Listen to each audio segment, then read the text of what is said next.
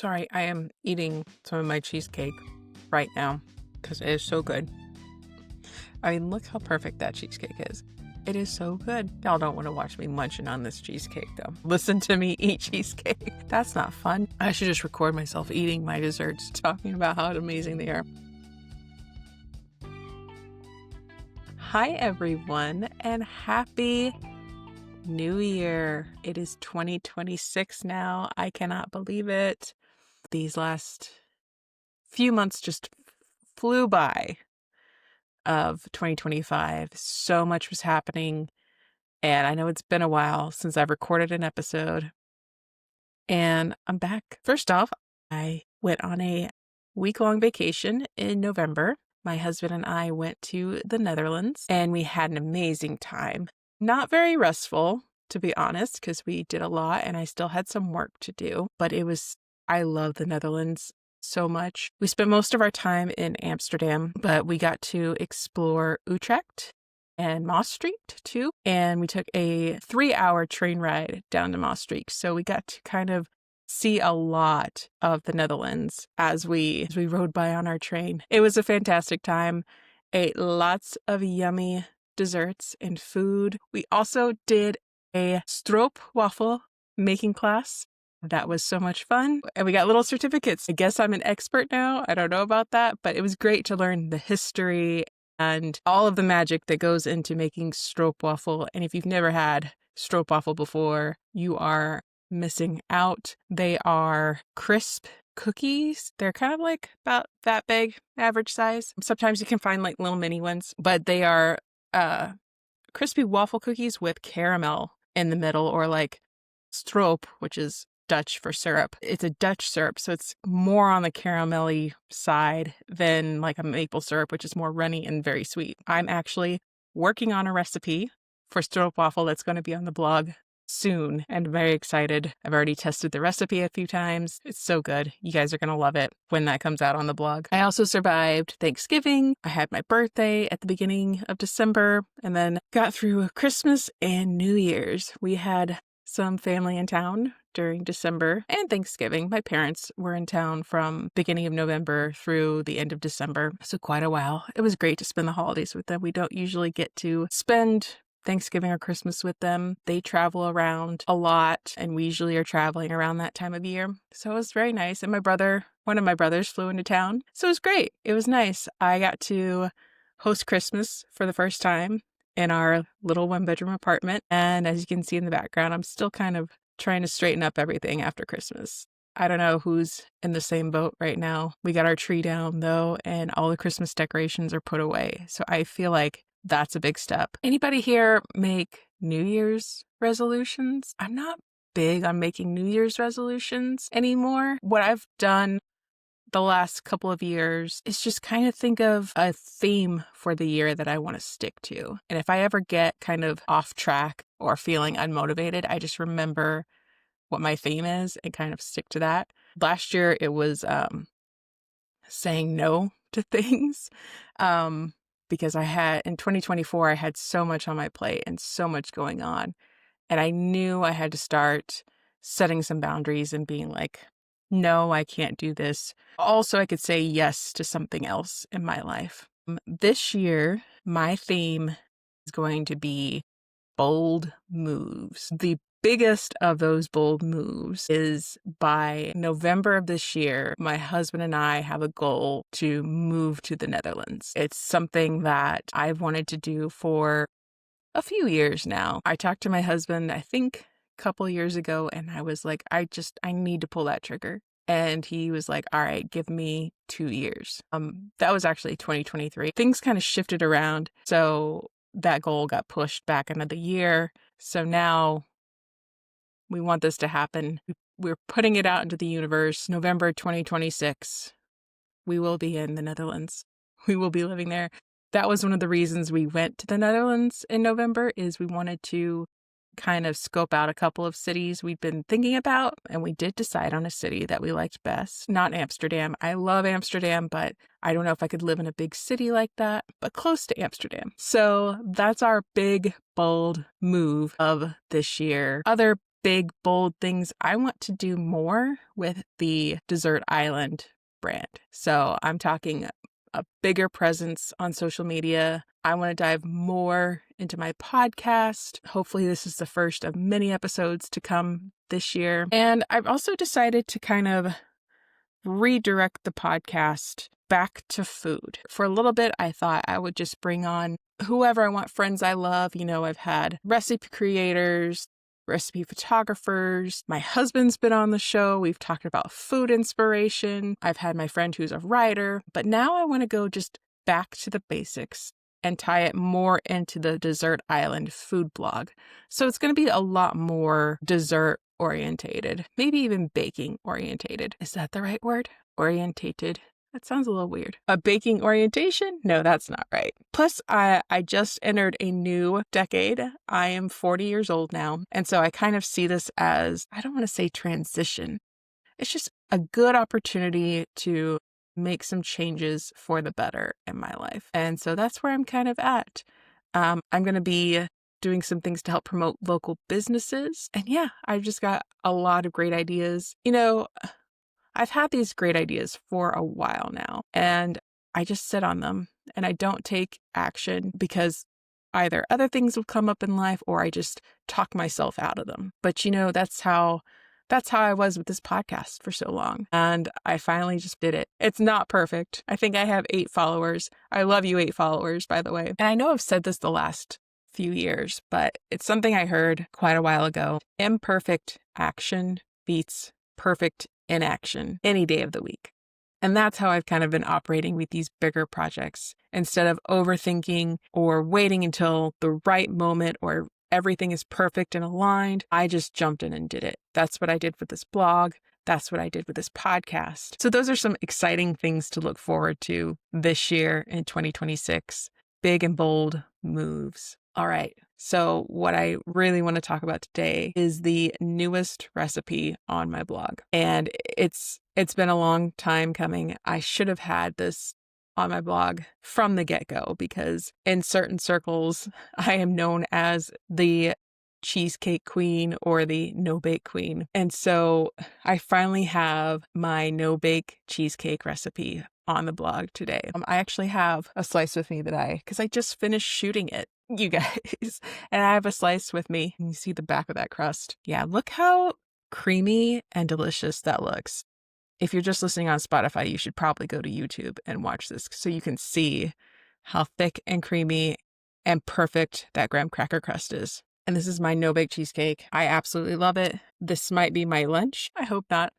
I might have something else with it. So it's a graham cracker crumb crust. It is perfectly proportioned, so it doesn't have so much butter that it's so hard to slice and eat, but it sticks together really well. Then there's cream cheese, powdered sugar, vanilla extract. I whipped up some regular heavy whipping cream, folded that in with everything when it's blended together. And I have a kind of semi-secret ingredient in this.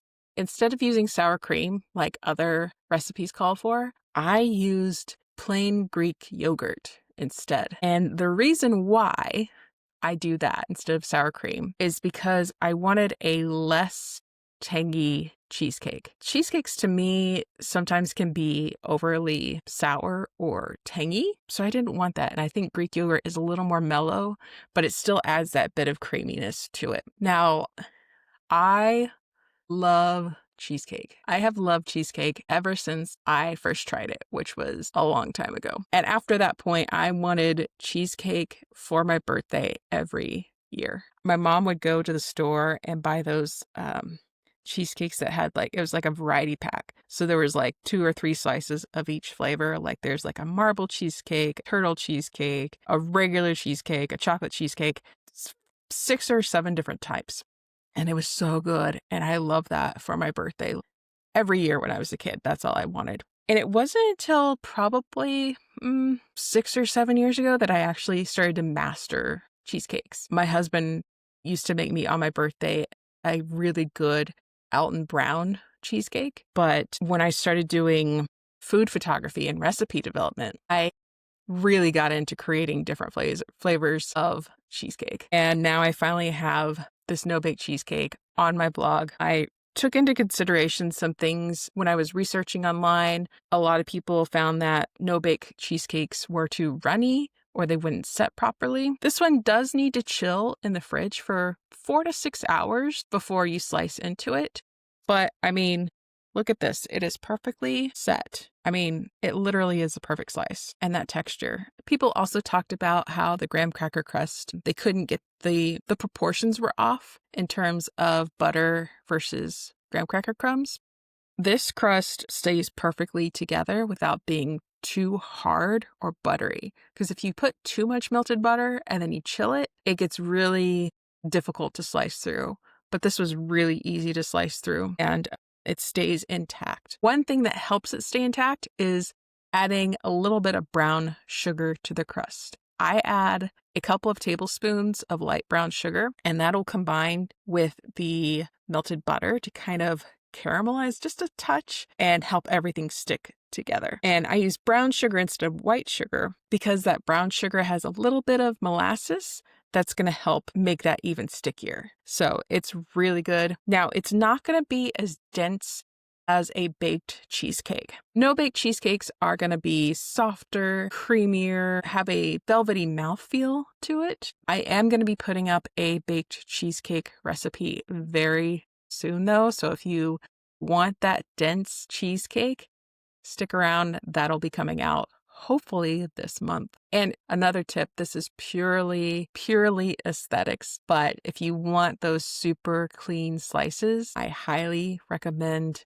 wiping down and cleaning your knife after every cut you make into the cheesecake, okay? And you want to use a straight edge knife. So I use a chef's knife when I cut cheesecakes. I just go down. I don't saw through, nothing like that. So if you want to make a beautiful presentation out of your slices of cheesecake, that's what I recommend. A large chef's knife. I have a Victorinox chef's knife.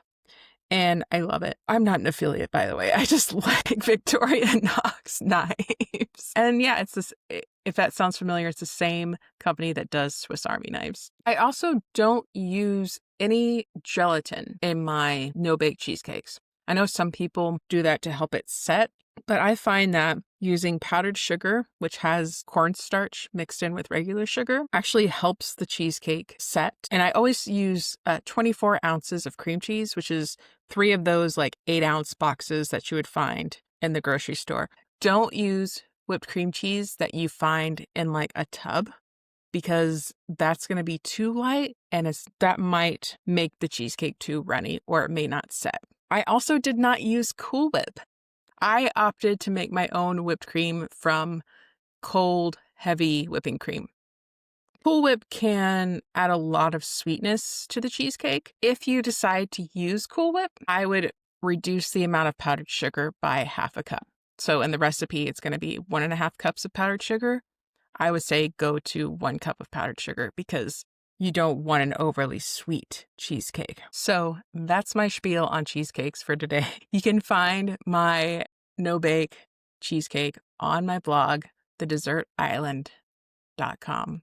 The links are going to be below in the description of this episode, wherever you are listening or watching it. Sorry, I am eating some of my cheesecake right now because it is so good. I mean, look how perfect that cheesecake is. It is so good. Y'all don't want to watch me munching on this cheesecake, though, or listen to me eat cheesecake. That's not fun. I should just record myself eating my desserts, talking about how amazing they are. One more thing I love about this, the toppings are endless. I did some whipped cream and strawberries. You can do cherry pie filling, strawberry pie filling, get some hot fudge sauce, whipped cream, Cool Whip. What else? You could do some peanut butter on top, like a peanut butter drizzle, maybe some chopped Reese's cups. The possibilities are endless. And this is only one of the no-bake cheesecake recipes that I'm going to be sharing with you guys on my blog. I also have a triple chocolate cheesecake recipe that's on my blog. I just updated that. And cheesecake is nothing without a cup of coffee. So, one thing I had been thinking about the last few weeks, since I kind of took a break from work the last 6 weeks or so, is that There is so much going on in the world. And one of my goals with my dessert blog is not only to share recipes that I think people will love, but to also help them have some comfort through desserts and food during these uncertain times. And so all of my recipes are tested. They are researched. I want my recipes to be perfect for everybody. So I am constantly educating myself on the best textures of food and flavor and execution, and just hope, and just making sure that they're going to turn out right, because I know grocery prices are so expensive right now. And I don't want somebody to have a recipe that fails on them, that they just wasted money on, even if it's just a few ingredients, So that's another thing I keep in the back of my mind this year as I continue to create and develop and test and write and photograph these recipes for everyone. I want them to know that these recipes will work, because unfortunately, there are recipes online that do not work, especially in the world of AI right now. AI is great for many things, but it cannot taste or test a recipe. So I highly, highly recommend you exercise extreme caution when you're using AI for recipes, if that's something you choose to do. But in the meantime, I will be creating and writing tested recipes that I guarantee are going to work for you. And that I hope will bring you some comfort and joy when you eat them. Yeah, I am going to finish eating this cheesecake on camera. Every podcast should just end with me eating whatever dessert I'm talking about. I swear that's my only slice I've had today. And of course, wash it down with a piping hot cup of coffee. All right, so what else do we have to talk about today? Probably not a lot. I don't want to make this a super long episode, but I did want to pop in and say hi, because it's been a while, give you an update on what's happening with me, what's happening with the podcast, what's happening with the blog, what's happening this year. It's rained so much in Southern California, and we finally get some sunshine and some dry days coming up. But I'm very excited to move to the Netherlands, hopefully at the end of this year, because I'm very excited to live somewhere where there are actual seasons and snow and cold weather. I love Southern California, but the lack of snow and an actual winter is just not for me.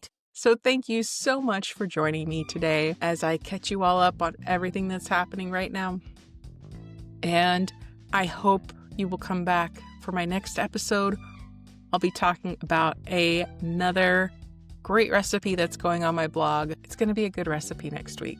I'm excited for it. It's an oldie but a goodie. I'll give you that hint right now. I hope you guys will come back next week to find out what it is. All right. Happy New Year, you guys. Have a great week.